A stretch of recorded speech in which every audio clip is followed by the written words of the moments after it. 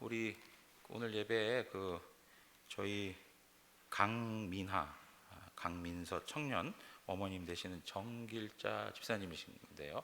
저 가운데 참여하셨습니다. 끝나시고 나셔서 또 교제하시면 좋겠습니다. 여러분, 우리가 살면서 어떤 영적인 그러한 갈등 속에 좌절하고 넘어질 때가 상당히 많이 있습니다. 육을 쫓는 삶, 성령을 쫓는 삶, 육체의 욕심을 따르는 것과 성령을 따르는 것이 항상 이렇게 충돌을 해요. 어떤 사람이, 어떤 분이 하도 교회에 가기 싫어하는 거예요. 오늘은 좀 더 잤으면 좋겠다. 정말 누워서 멍 때리고 싶다. 그리고 막 있는데 어머니가 와가지고 얘기하시는 거예요. 얘야, 빨리 교회 가야지. 너가 교회 가야 되는 이유, 오늘은 주일이다. 두 번째는 너는 하나님이 사랑하는 예배져야 한다. 세 번째는 너는 그 교회 목사이다. 이렇게. 예? 그래서 정말 제 마음을 표현해주고 있어요. 네. 목사도 그렇고 우리 모든 성도들이 다 어때요? 이게 신앙적인 싸움을 해가면서 살아가고 있는 거예요. 신앙적인 싸움을 하면서 계속 살아내고 있는 거예요. 어떨 때는 성공하기도 해요. 어떨 때는 하나님 말씀에 전적으로 순종하기도 해요. 그런데 어떤 경우에는 실패하고 좌절해요. 그런데 이러한 실패와 좌절이 반복적으로 일어날 때가 있다는 거예요. 한 번만 일어나는 일들이 아니고 반복적으로 일어나고 있다는 거예요. 여러분, 오늘 말씀을 보면 아브라함이 그랄이라고 하는 지역으로 갔습니다. 앞에서도 사진을 봤어요. 그랄이라고 하는 지역은 약속의 땅을 완전히 벗어난 곳은 아니에요. 애국과 같은 곳은 아니에요. 그렇지만 하나님이 약속한 땅의 경계에서 세상을 마주대하는 모습하고 똑같아요. 하나님이 약속하신 그 경계선에서 세상을 보고 있는 지금 아브라함의 모습을 우리에게 설명해 주고 있는 겁니다. 사실은 아브라함의 믿음은 그때보다는 좋아진 것은 사실이에요. 왜냐하면 그때는 어디까지 내려갔어요? 애굽까지 갔었는데 이제는 약속의 땅의 범위를 넘어서지 않으려고 노력하고 있다는 것을 볼 수 있어요. 여러분, 이러한 그랄 지역에 가가지고 아브라함과 사라가 어떤 태도를 취했는가 하니까 오늘 말씀해 보니까 아내 사라를 뭐라고 칭했다고요? 누이라고 했다는 거예요. 누이. 그런데 이 말은 일부는 맞는 말이에요. 그렇지만 완전히 맞는 말은 아니라 이거예요. 창세기 20장 12절에 가서 보시면 또 그는 정말로 나의 이복 누이로서 내 아내가 되었습니다 라고 얘기를 해요. 이 사라는 저의 이복 누이 맞습니다. 아비멜렉이 따지는 거죠. 너 도대체 나한테 무슨 감정이 있어서 왜 그렇게 속였어? 처음부터 정직하게 얘기했어야지 하니까 정말로 나의 이복 누이 맞아요. 그런데 내 아내가 된 것뿐이에요. 이렇게 얘기하는 거예요.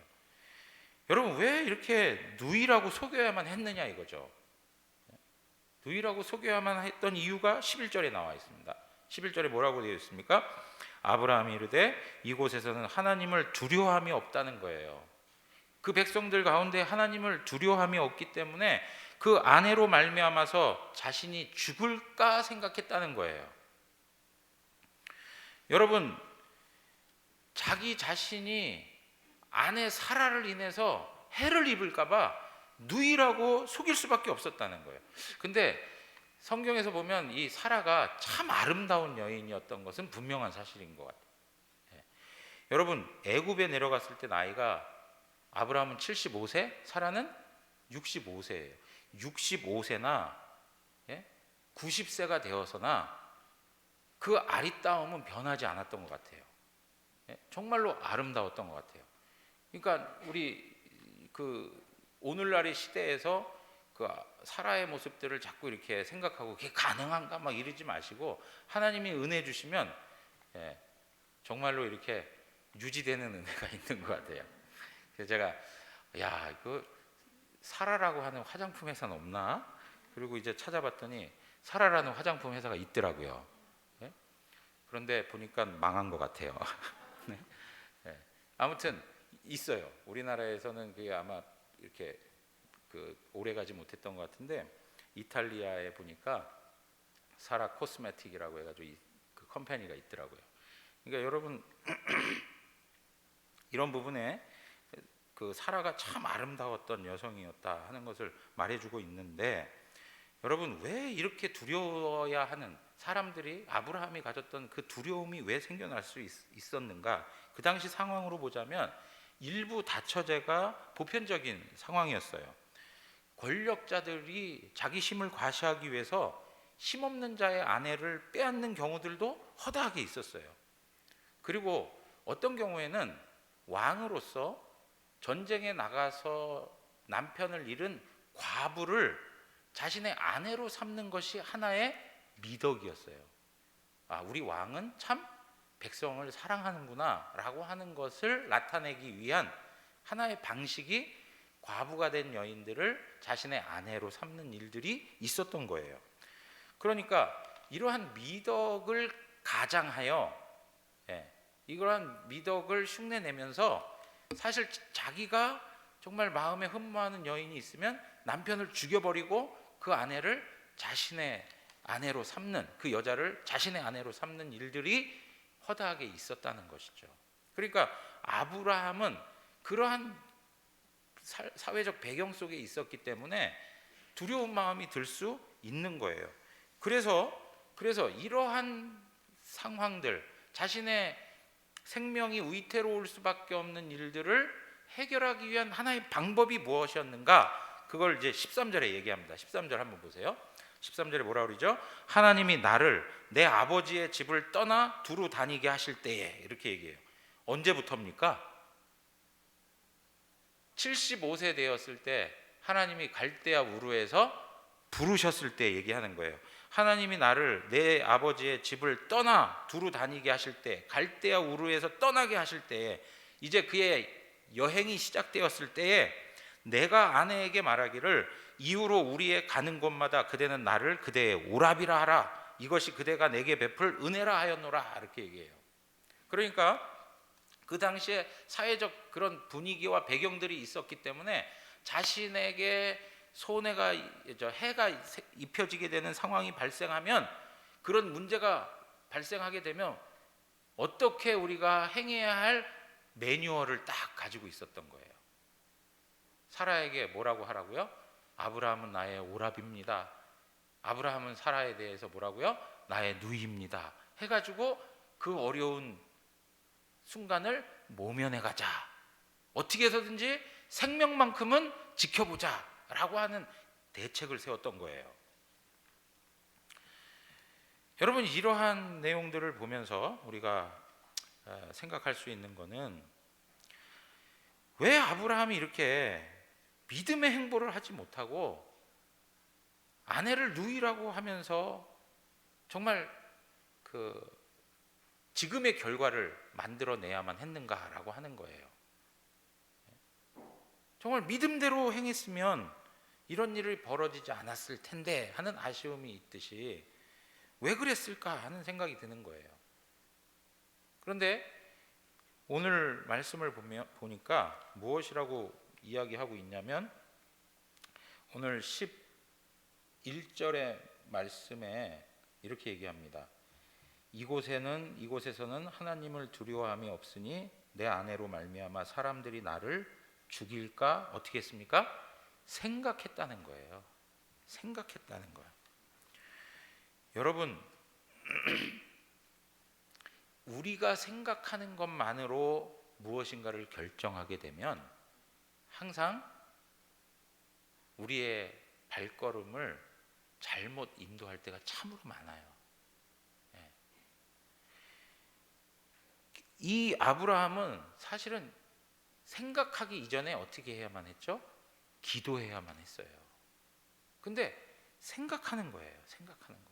이 아브라함의 모습은 우리가 지난주에 살펴본 누구의 모습하고 같으냐면 롯의 두 딸의 모습과 다르지 않아요. 그들은 동굴에 갇혀 있어요. 그리고 본인들 스스로 생각해요. 이 갇혀있는 현실 속에서 자신들의 배필이 될 사람은 아무도 없을 거라는 거죠. 자기들의 선입견이었고 편견이었어요. 자기 동굴에 갇혀가지고 자신들이 답을 내고 있어요. 철저히 부정적이죠. 선한 것이 나올 수가 없어요. 여러분, 우리도 마찬가지예요. 신앙을 해가면서 우리가 실패하는 지점을 한번 확인해 보세요. 그럴 때마다 어떤 모습들이 있었냐면 인간적인 생각과 인간적인 판단이 앞섰던 때가 대부분이에요. 하나님께 묻고 하나님의 뜻을 살피기보다 상황과 내 감정 속에서 인간적인 판단을 내릴 때가 많은 것이죠. 여러분, 우리가 정말로 하나님 앞에서 믿음의 행보를 하는 데 있어서 정말 중요한 내용 중에 하나는 하나님께 묻는 거예요. 다윗이 왕이 되어 가는데 왕이 되기 위해서 많은 고난을 겪게 하세요, 하나님이. 그런데 왕이 점점 되어 갈 때에 다윗에게 있어서 중요한 영적인 특질이 보이게 돼요. 아주 중요한 영적인 특성이 하나 나타나는데 그게 뭐냐면 어떠한 일이든지 여호와께 묻는 태도예요. 여호와께 묻는 태도. 자기의 적군들이 자기의 재산과 자기의 가족과 모든 함께했던 사람들, 그 백성들을 다 털고 갔는데도 불구하고 어떻게 하느냐? 하나님, 내가 뒤쫓아가서 그들을 쳐야 됩니까? 라고 물어요. 우리 생각으로는 어떻습니까? 당연히 가서 쳐야 되는 거죠. 그런데 다윗은 그렇게 먼저 감정적으로 행하지 않아요. 어떻게 해요? 하나님께 묻는 거예요. 하나님께 묻는 거예요. 사랑하는 성도 여러분, 아브라함이 기도할 때 놀라운 일들이 일어났어요. 아브라함이 기도할 때 소돔과 고모라에 롯이 구원받는 역사가 있었어요. 롯이 구원받고 생명을 유지할 수 있었던 방편이 뭐였냐면 아브라함의 기도를 하나님이 들으시고 그들에게 은혜와 사랑을 베풀어 주셨어요. 그런데 정작 자신의 일에 있어서는 어떻게 해요? 기도하지 않는 거예요. 롯을 위해서는 기도했는데 자기 자신이 직면하고 있는 이 상황에서는 기도하지 않는 거예요. 사랑하는 성도 여러분, 오늘 우리가 하나님 앞에 무엇인가를 먼저 인간적인 방법으로 행하기보다는 하나님께 한번 템포를 좀 늦춰서 하나님께 묻는 과정을 두셨으면 좋겠어요. 하나님께 물으셔야 돼요. 하나님, 어떻게 해야 할까요? 그러면 아무것도 보이지 않는 현실 속에서 하나님께서 지혜도 주시고요, 하나님께서 상황의 변화도 일으켜 주시고요, 하나님께서 우리의 길을 인도해 주세요. 여러분, 이것이 사실은 뭐하고 관계된 거냐면 신앙과 관계되어 있는 거예요. 신앙. 지금 아브라함은 철저히 불신앙을 경험하고 있는 거예요. 외로움을 경험할 수 있습니다. 두려움을 가질 수도 있어요. 세상을 맞대고 위기에 처할 수도 있어요. 그런데 가장 큰 문제는 아브라함이 직면하고 있는 상황이 문제가 아니라 그에게 온전한 믿음이 없다는 거예요. 온전한 믿음. 믿음이 없다는 그것이 왜 문제가 되느냐? 이것이 왜 믿음이 없는 문제로 연결되어져야 하느냐? 첫 번째는 뭐냐면요, 25년 전에 하나님께서 애굽에 나타나셔가지고 자기가 범했던 그 죄의 문제에 대해서 모든 것을 다 정리하시고 회복시켜 주셨던 은혜를 경험한 적이 있어요. 애굽에, 그것도 그 당시에 가장 강력한 절대 군주까지 하나님이 다스리시고 하나님이 그를 책망하고 그에게 재앙을 내리시는 것을 보면서 하나님은 이 모든 만물 위에 역사하시고 모든 것의 주인이 되시는 분이구나 라고 하는 걸 깨달은 바가 있어요. 그런데 25년이 지나서 하나님의 그 주권과 하나님의 그 강력한 은혜에 대해서 자신을 드리지 못하고 25년 전에 길을 떠나오면서 아내하고 약속했던 자신들만의 매뉴얼을 가지고 믿음이 자라고 있는 이 순간에 옛날의 그 전통, 옛날의 그 습관을 그대로 써먹고 있는 아브라함의 모습을 보고 있는 거예요. 아브라함은 분명히 믿음이 성장했어요. 처음보다 지금 더 훨씬 믿음이 좋아졌어요. 그럼에도 불구하고 옛 방식을 그대로 사용하고 있는 아브라함의 모습을 지금 보고 있는 거예요. 뿐만 아닙니다. 또 어떤 문제가 있습니까? 18장에 와서 하나님께서 아브라함과 사라에게 나타나서 뭐라고 말씀하셨습니까? 내년 이맘때에 사라를 통하여서 아들을 낳게 할 것이다 라고 얘기하셨어요. 하나님께서 내년 이맘때에 아들을 줄 거야, 이름까지 붙여주셨어요. 이름이 뭐라고요? 이삭이라고 이름까지 지어주셨어요.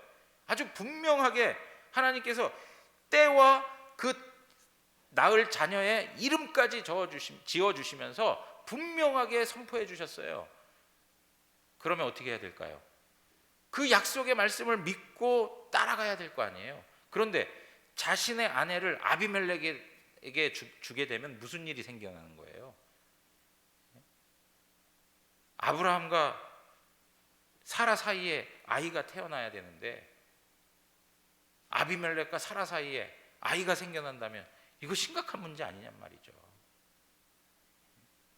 하나님께서 약속하신 거에 대해서 믿고 의지하는 마음을 가지고 있었다면, 그 약속에 붙들려 있었다면 아브라함은 이러한 태도를 취할 수 없는 거예요. 그렇기 때문에 신앙에 관한 문제라고 말씀을 드리는 거죠. 여러분, 이러한 것들은 전부 다 불신앙의 요소인데 신앙이 없으니까 기도하지 않는 거예요.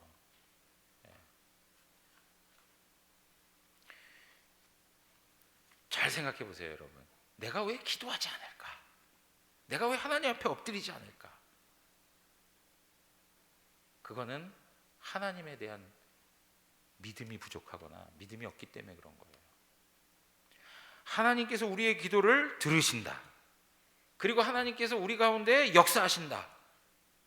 그 사실에 대해서 믿고 의지하고 신뢰하면 우리는 기도하지 않을 수 없습니다. 기도하게 되어 있어요. 우리의 하나님을 향한 이 마음이 항상 요동치는 거예요. 요동쳐요.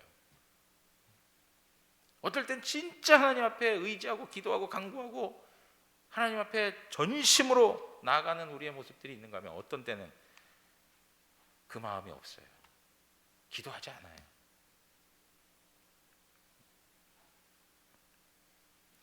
여러분, 이러한 불신앙은 우리의 삶을 불순종으로 만드는 거예요. 불순종.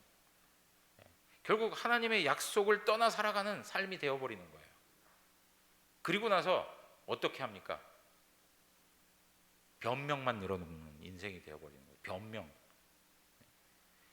누이 맞아요. 이복 누이 맞다니까요. 그 누이가 나의 아내가 된 거예요. 지금 그 얘기 하자는 겁니까, 지금? 아비멜렉이 아브라함 불러서 하는 얘기가 그 얘기예요. 변명을 늘어놓고 있어요. 여러분, 우리는 늘 그래요.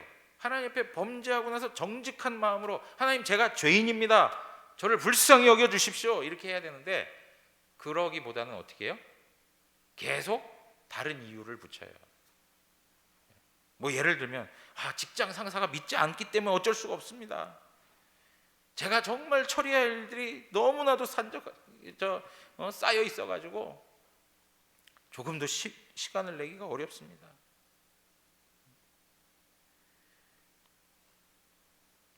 여러 가지 다른 변명거리들을 계속 늘어놓는단 말이에요. 여러분, 근데 이러한 모습을 가졌던 사람이 누군지 아세요? 사울이에요. 사울이 블레셋과의 싸움이 있었어요.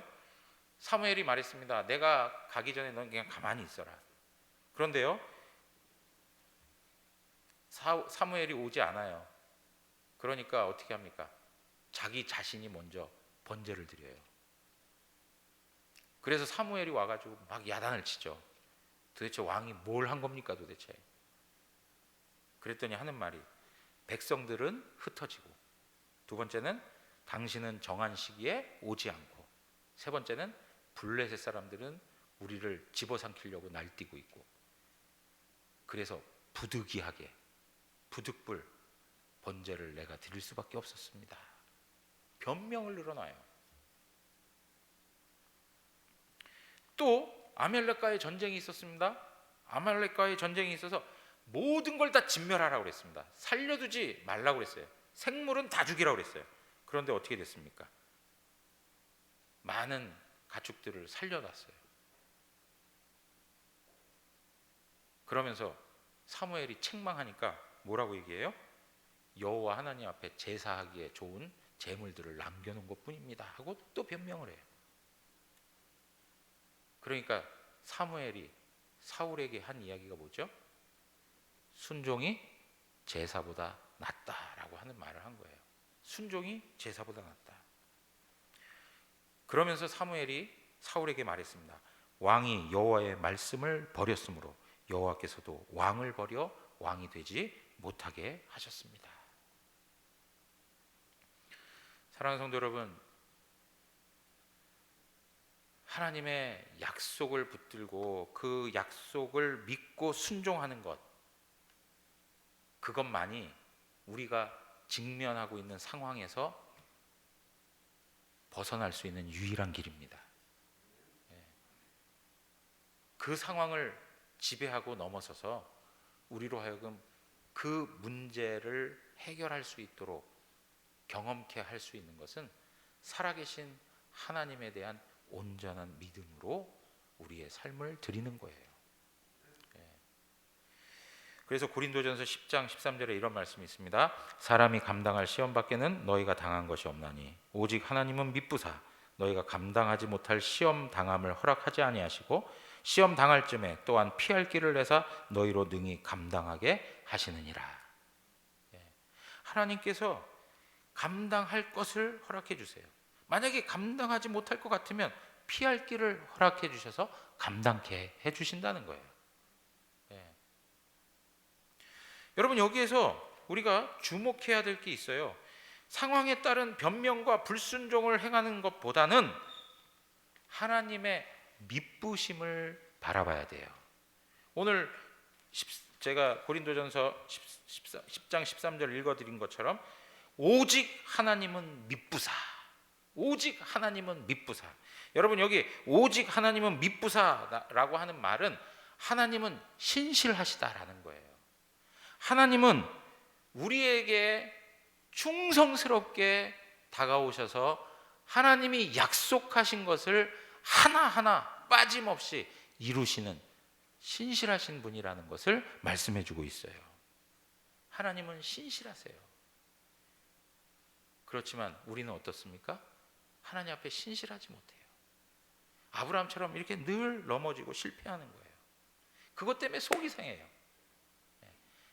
정말 하나님 앞에 잘하고 싶고 하나님 앞에 더 거룩하게 성장하고 싶은데 계속 실패하고 넘어지는 거예요.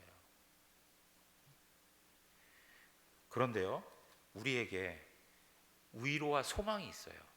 오늘 3절 말씀입니다. 3절 다 같이 한번 읽겠습니다. 시작. 그 밤에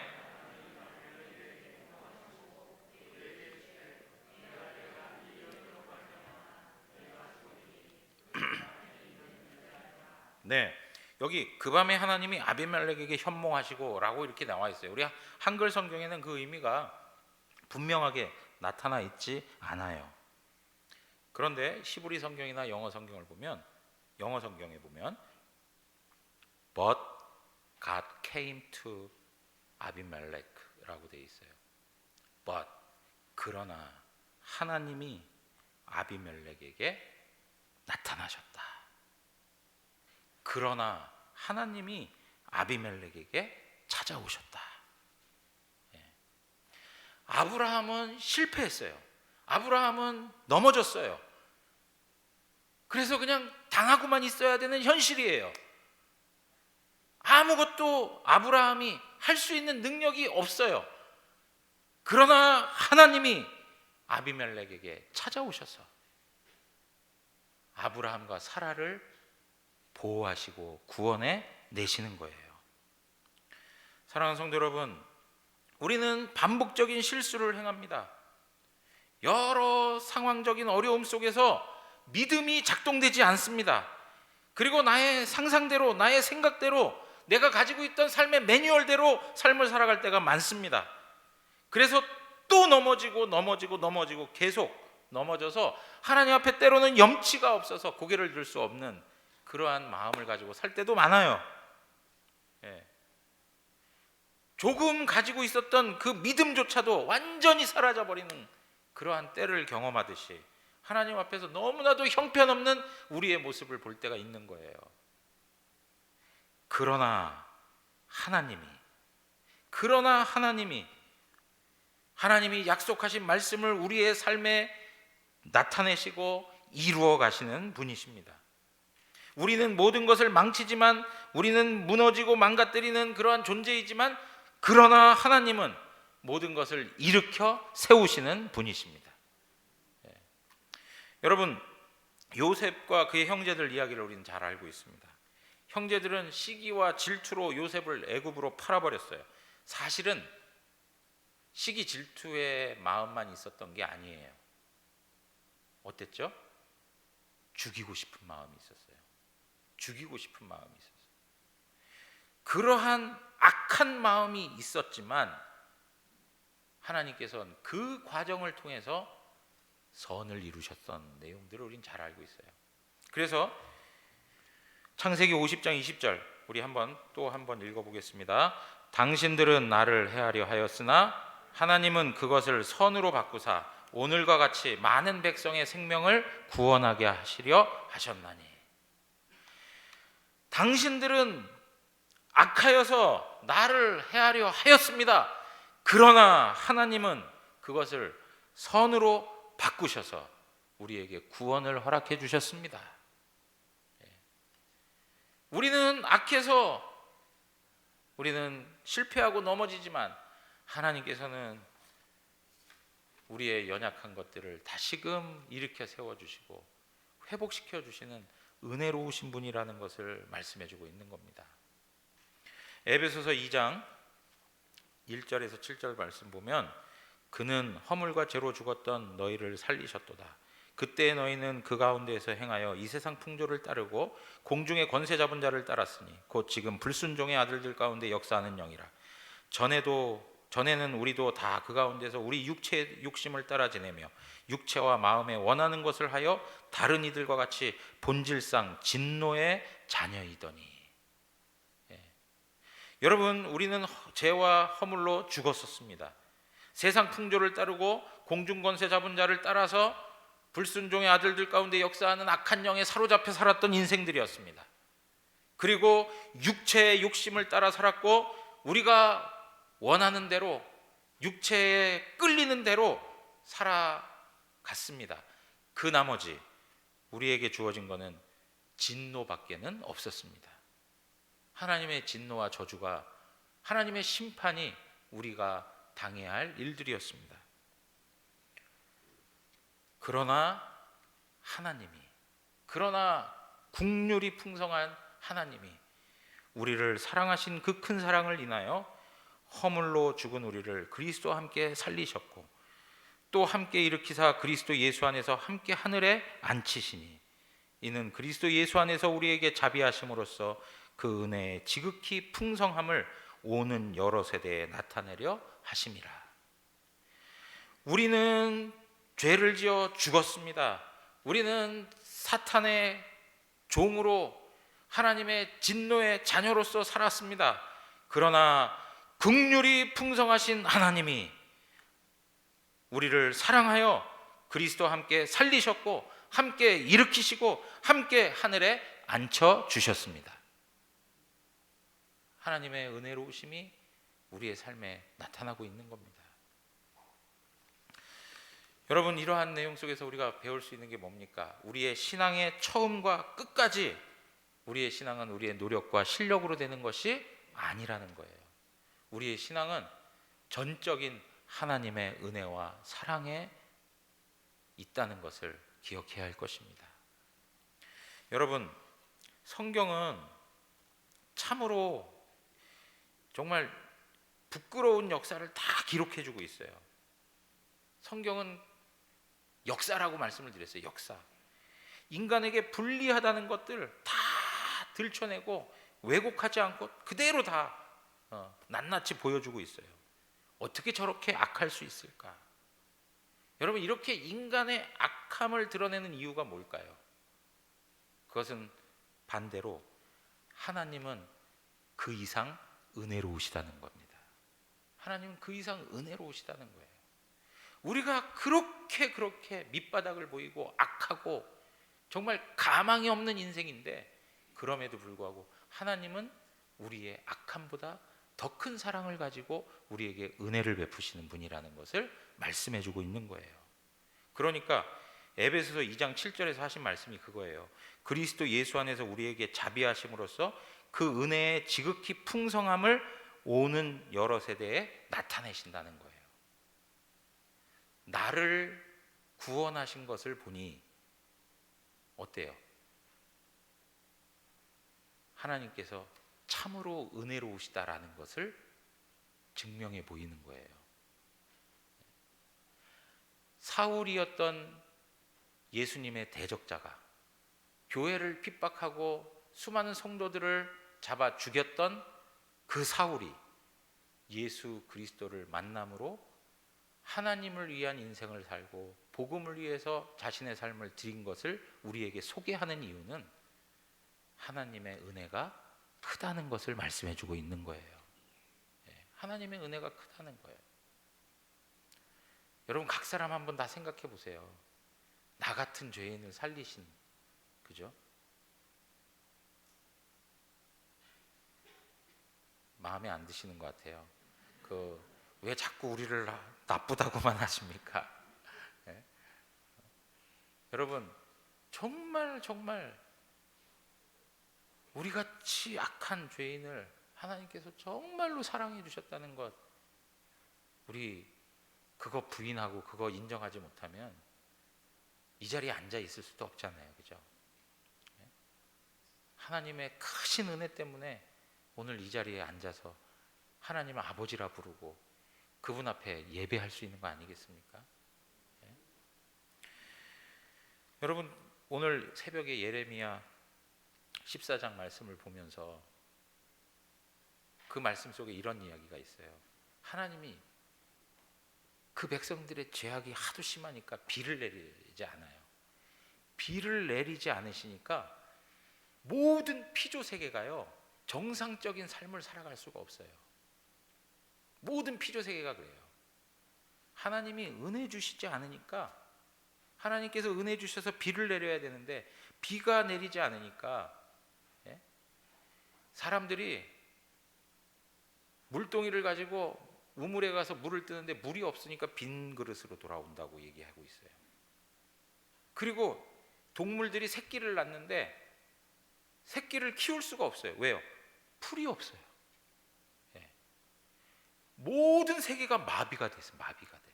하나님이 비 하나 내리지 않아도 모든 세계가 다 마비가 돼가지고요, 다 고통하고 신음하고 있는 거예요.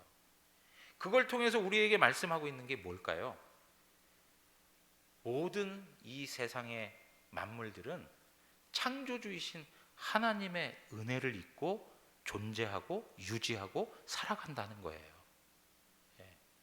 하나님의 은혜가 아니면 조금도 살아갈 수가 없어요. 하나님의 은혜 때문에 살아가는 거예요. 은혜 때문에.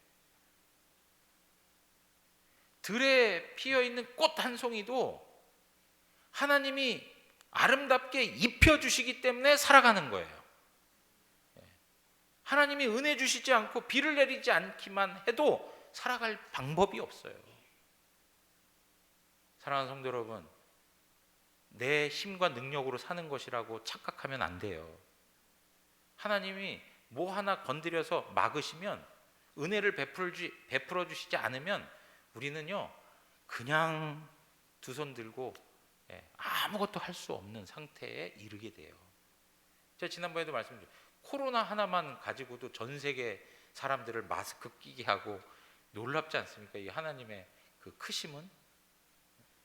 인간들이 아무리 회의를 하고 아무리 무슨 보위를 해가지고 한들 전 세계가 움직입니까?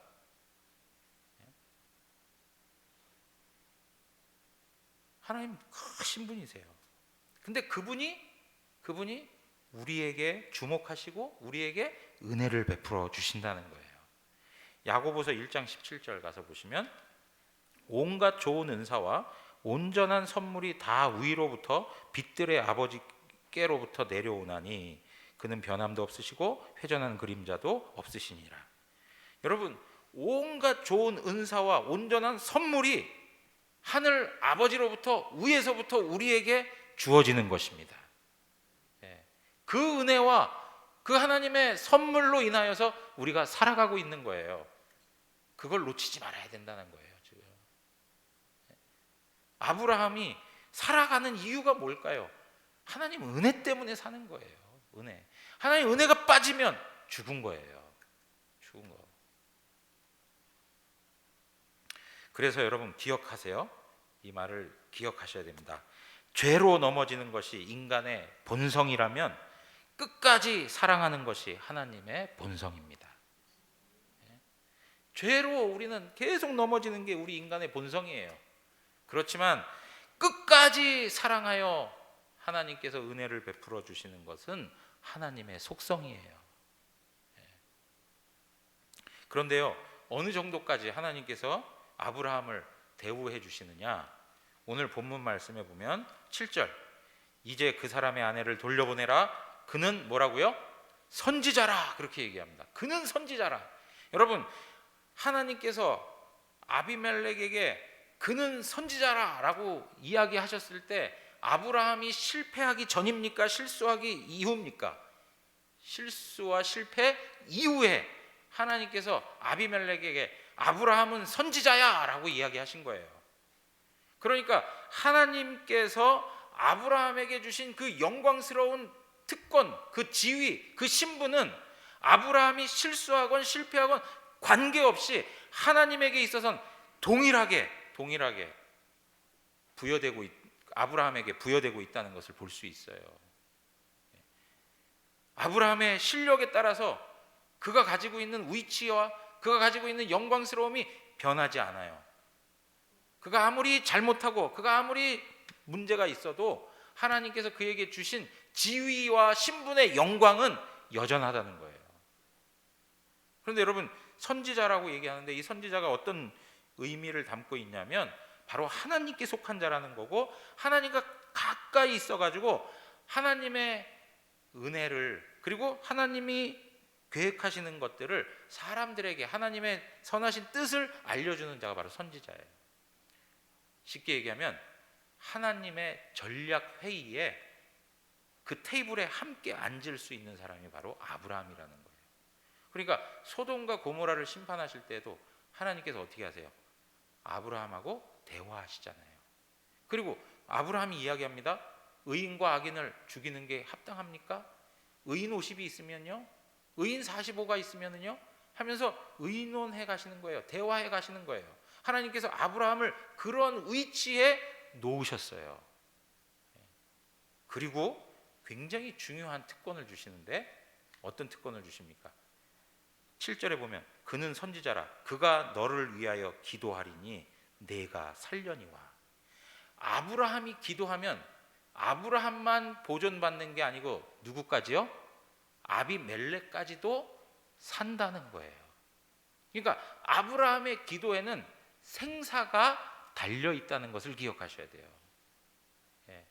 여러분, 아브라함이 가지고 있는 이 기도의 능력이라는 것은 너무나도 중대한 거예요. 생사가 달려 있다고요. 생사가. 여러분, 하나님께서 여러분들의 기도 또한 아브라함의 기도처럼 사용하고 있다는 걸 믿으셔야 돼요. 여러분들이 기도하고 있는 그것이 다른 이의 생사를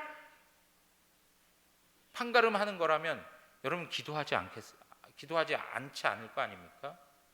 예?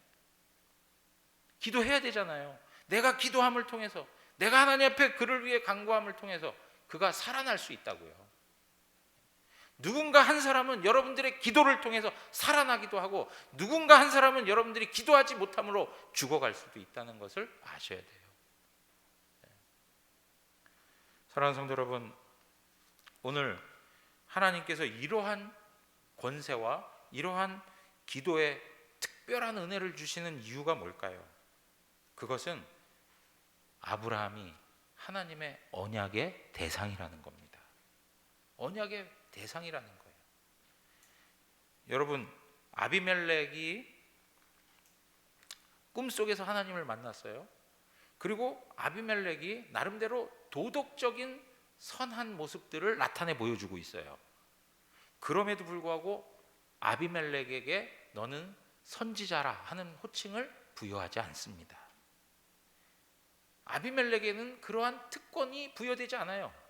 실수하고, 그리고 모자란 듯하고, 그리고 뭔가 이렇게 어리숙한 아브라함에게 하나님께서 그는 선지자라 라고 얘기하고, 다른 사람의 생사의 여부를 가를 수 있는 기도의 놀라운 특권까지 주시는 거예요.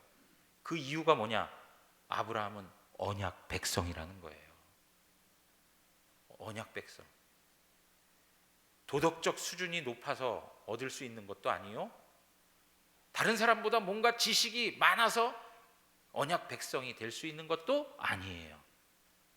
언약 백성이 된 것은 하나님의 전적인 은혜와 사랑 때문인 거예요. 여러분, 언약이라고 하는 말이 나올 때마다 항상 생각해야 되는 게 있어요. 언약이라고 하는 것에는 항상 하나님의 인자하심과 선하심과 영원한 사랑이 담겨 있다는 거예요. 그래서 그 언약적 사랑을 두고 히브리 말로 뭐라고 한다고요? 헤세드라고 얘기하는, 헤세드. 언약적 사랑이 담겨 있는 거예요.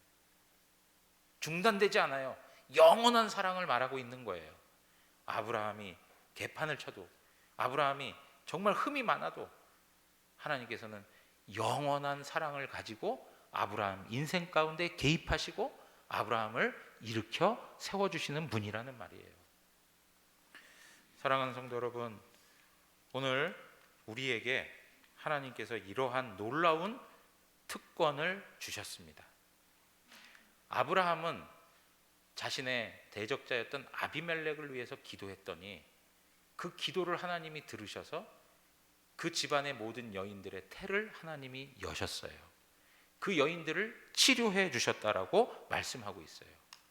여러분들이 누군가를 위해 기도하신다면 그 영혼들이 하나님의 역사 속에서 치료되어지고 회복되어지고 구원받는 놀라운 역사가 일어날 줄 믿습니다. 여러분, 예수님께서 이런 말씀하십니다. 마태복음 5장 44절에 나는 너희에게 이르노니 너희 원수를 사랑하며 너희를 박해하는 자를 위하여 기도하라. 천하 만민이 복을 얻을 것이야. 너를 통해서, 너를 말미암아 천하 만민이 복을 받을 거야 라고 할 때 이 천하 만민은 대부분이 다 주님을 대적하고 주님을 모르는 사람들이에요. 그러한 이들을 위해서 복을 빌어주고 기도할 때 하나님께서는 그들의 영혼을 살리신다는 겁니다. 오늘도 우리에게 말씀하고 있어요. 원수를 사랑하며 너희를 대적하고 박해하는 자들을 위하여 기도하라는 거예요. 이 한 주간 살아가실 때 나를 고통스럽게 하고 내 눈에 가시처럼 보여지는 그런 사람들 있잖아요. 그런 분들을 위해서 기도하는 시간이 되어 가기를 원합니다. 그리고 그들의 생명이 누구의 손에 있다고요? 우리의 손에 있다는 것을 기억하시고 하나님 앞에 더 기도함으로 하나님께서 우리에게 부여하신 그 복의 권세를 이 땅에서 누리며 하나님께 영광 돌리는 믿음의 백성들 되시기를 주님의 이름으로 축원합니다. 우리 다 같이 일어나시겠습니다.